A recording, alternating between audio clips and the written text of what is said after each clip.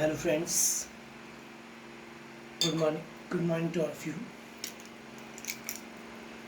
Uh, this is Amit sir, and I am going to tell you about Coulombs law today. So, before starting Coulombs law, I'll tell you some basics.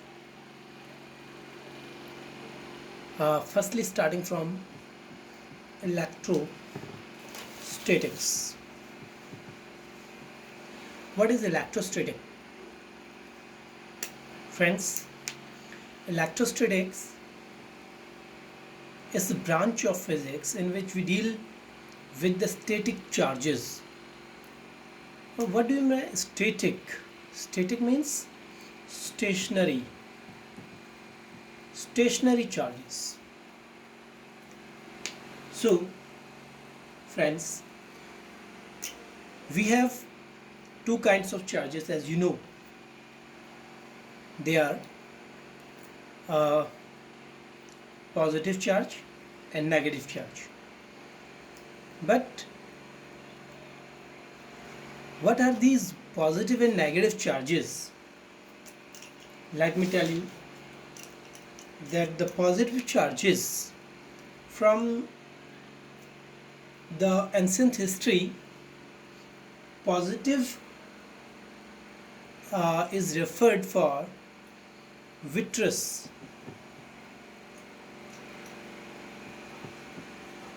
charge. What do you mean by vitreous? Vitreous means charge appear on glass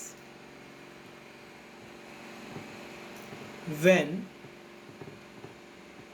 rubbed with silk. And second type of charge is resinous.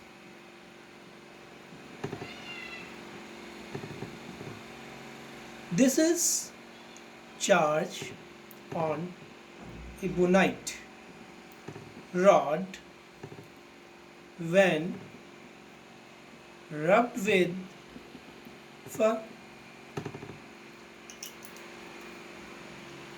Ebonite rod, it's a resin. Resin, it comes from trees. You must have seen the resins coming from trees. Special type of resin. It is called ebonite. So this charge is negative and this charge is positive. Now all the charges which are similar with this vitreous charge, means the charge which appears on glass when is rubbed with silk, the similar type of charges are always positive, because the similar charge will repel each other. You can guess the charge by taking the charge in contact, or when the other charge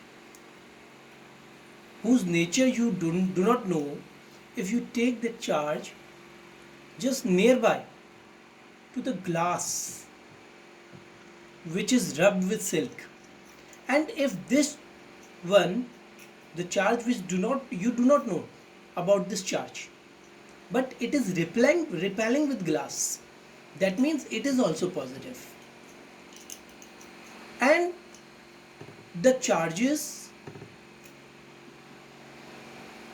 which will repel by these negative charge, means which is coming from ebonite rod when it is rubbed with fur, and you take a nearby object which is charged but you do not know its charge, and if it is repelled by this resinous charge, then we say this is also negative.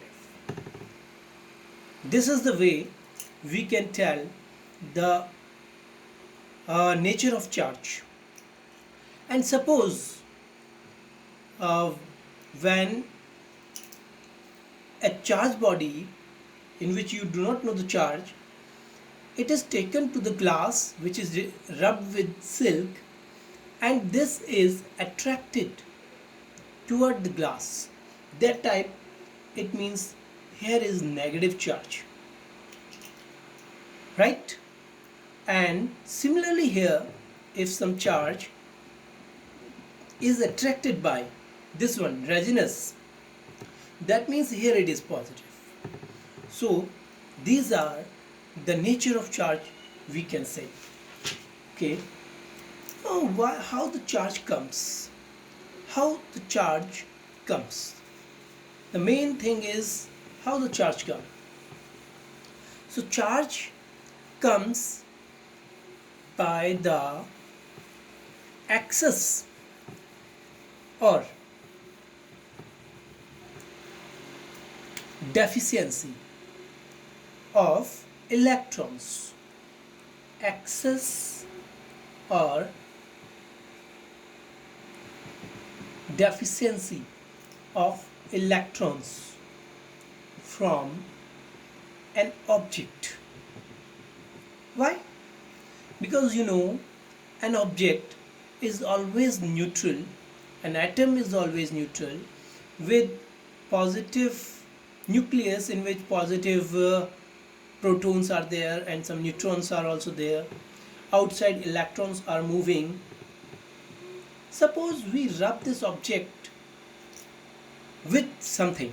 Suppose here it is made up of glass, it is a glassy sphere, and we are rubbing it on a silk cloth.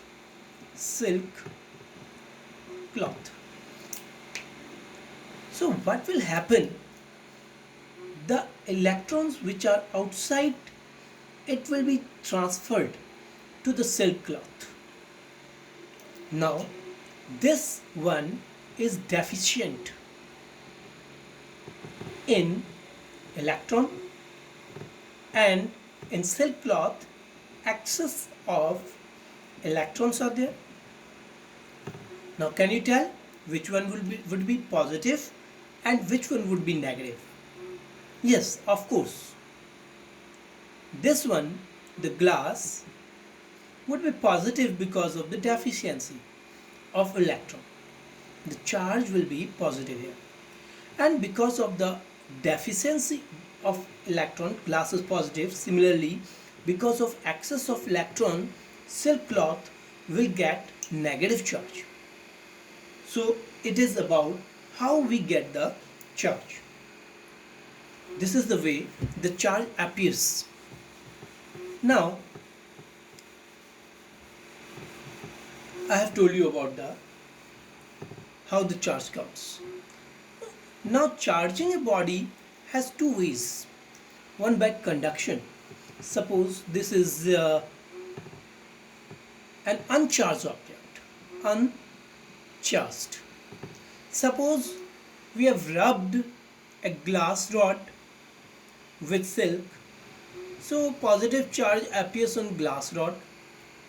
Now this glass rod is being touched with the uncharged body. This is touched with the uncharged body. So what will happen? That time the charge will start moving to the uncharged body till the time both of them will have equal charge. So that time what will happen, that and this is in the case not equal, because if the two bodies are equal in size, that time we can say then they will share charge till the time they will have equal charge. If they have unequal size, then they will take the charge according to its size, means homogeneous distribution will be there. At this time, if the two bodies are equal, then two charges, it has four charges, so two charges will go there and the charge flows stops. that time it is also positive, it is also positive. This is called charging by conduction. Okay, now what is the other way of charging a body? This is the way in which we are actually touching the two objects. Now we have another way in which we will not touch the two bodies. Will what we'll do? Look at it. This is uncharged body, and a charged body is taken in nearby. Suppose this is positively charged, and this charged body is taken nearby to the uncharged body. What will happen? Because uncharged body, it must have atoms, atoms must have electrons, so electrons will be attracted toward the right side of this body. Means electrons will collect here, and this excess of electron on one side will make the body negative on one side. But similarly, from where the electron have gone, the left side, I am talking about left side, from where the electrons have gone to the right side, it becomes positive. Now what is there? It is having two type of polarity developed, negative polarity on one side and positive polarity on other side. Now what will happen when we again remove this one from here? Again the charged body, which is showing some charge on both sides, will again be uncharged. Now there will be no charge, because again they will combine and ultimately no charge will be there. But if we want it to remain charged, so what we should do? This charged body was here and polarities were developed here. Now we should touch this one side with our finger, or we should earth it. That time what will happen? That these positive charge will be neutralized by the electrons from the earth going inside, and these positive charge will be neutralized. And if these positive charge will be neutralized, then it has only one polarity on the right side, which is negative. Now remove this one from here. Now it would not be uncharged, now it would be charged. Now it would be charged. But the charge which is on the right side will again redistributed, and throughout the body, means this charge will not remain here. This charge will be redistributed and will be on the whole body uniformly. It will go, right? So this is called charging by induction. This is charging by induction. So I'll tell you about the nature, the characteristic of charges. Charges have additive nature. Means suppose a body is there, some charges are here, some charges are here, some charges are here, some charges are here. The overall charge must be the sum of all these charges. This one, this one, this one, this one. If you add these, this is the total charge. So total charge is always additive. Total charge is equal to sum of charges from different different positions, right? So this is additive nature. This is called additive nature of charge. Charges are always conservative. Conservative means the charges cannot be destroyed, cannot be created. Means suppose we have an uncharged body and this is rubbed with another uncharged body. So both the total charge is 0. Total charge is equal to 0. 0. Now, when this uncharged body is rubbed with another uncharged body, suppose this is glass and this is silk. I told you that plus charge will be developed here because of deficiency. Suppose 4 positive charges are developed, and similarly because of excess of electron 4 negative charges are here. So the total charge, if you will count again, so plus 4 minus 4 again 0, means charge is only transferred, not created nor destroyed. This is called the conservative nature of charge. Now I'll tell you about the quantization of charge. Suppose this is body and we have rubbed it with another body, right? So charge will be transferred from one body to another. And from where the charge will be transferred? You can ask this question, why the electrons are not going from this side to this side? Why electrons are always going from this side to this side? This is not so. The electrons will be gone from that side in which electrons bonding are not strong.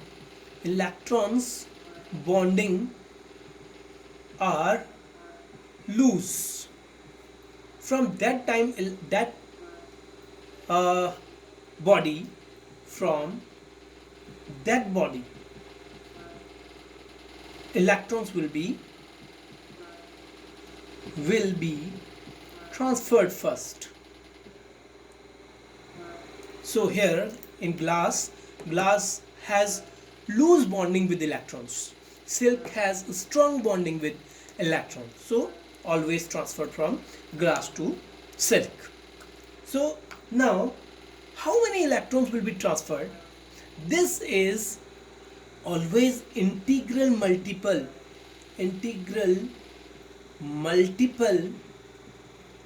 of smallest charge, that is electron in this case. So charges will be integral multiple of smallest charge, means total charge on a body which will appear, it would be the integral multiple of number of electron transferred.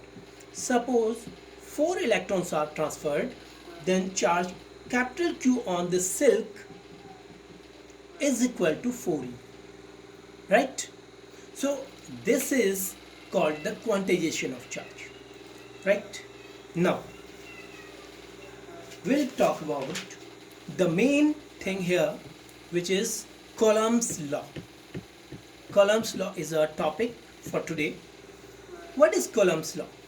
Look, as I have already told you, that two charges will either attract or repel depending on the nature of charges.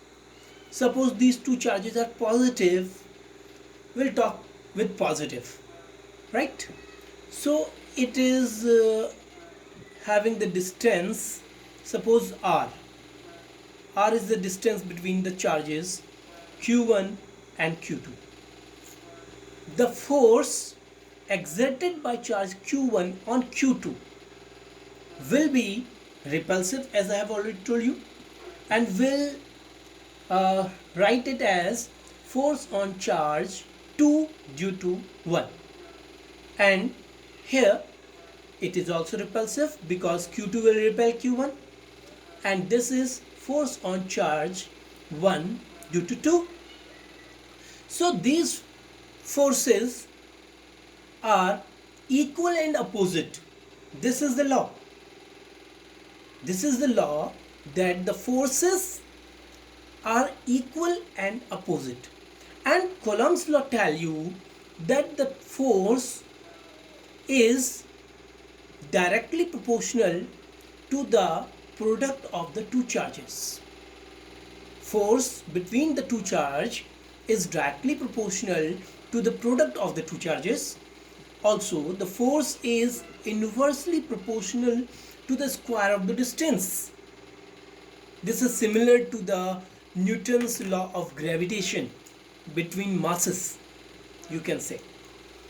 If you combine these two, so force is proportional to Q1, Q2 upon R square, and here we'll put a constant K.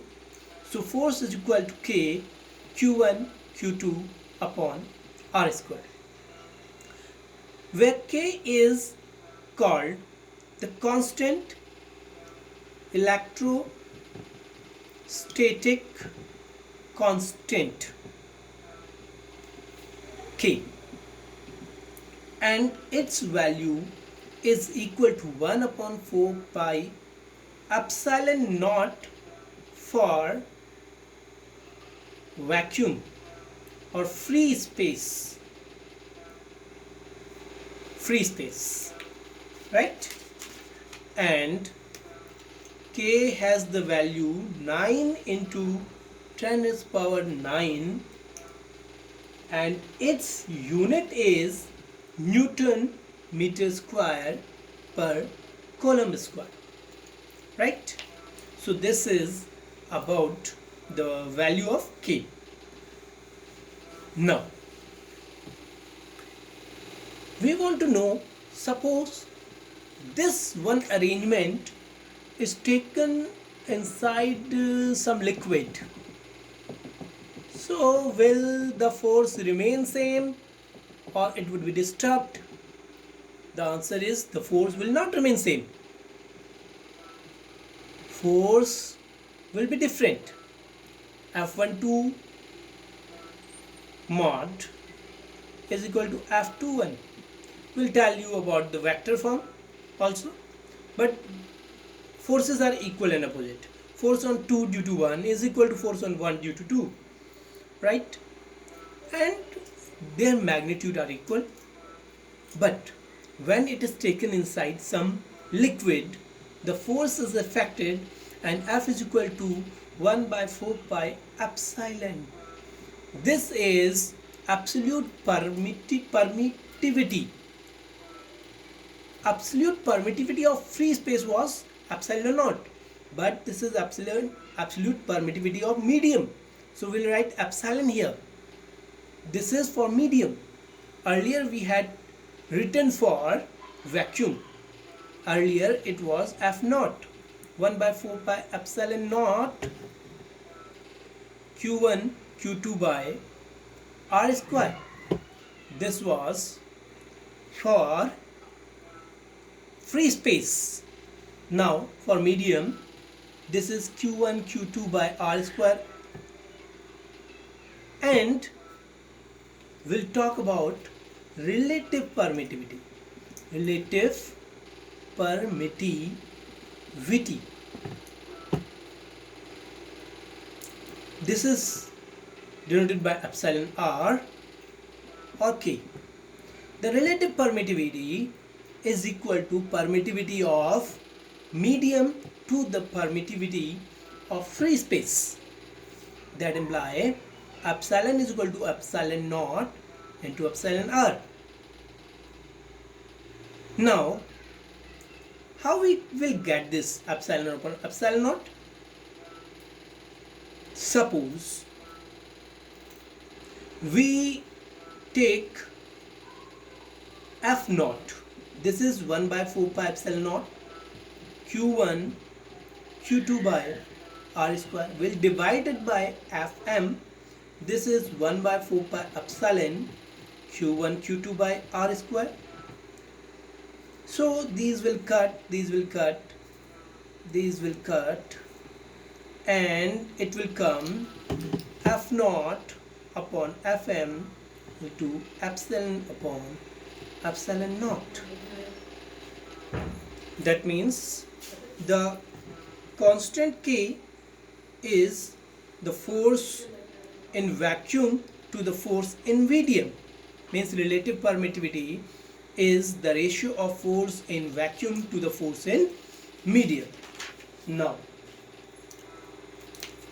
we'll tell you about the Coulombs law in vector form.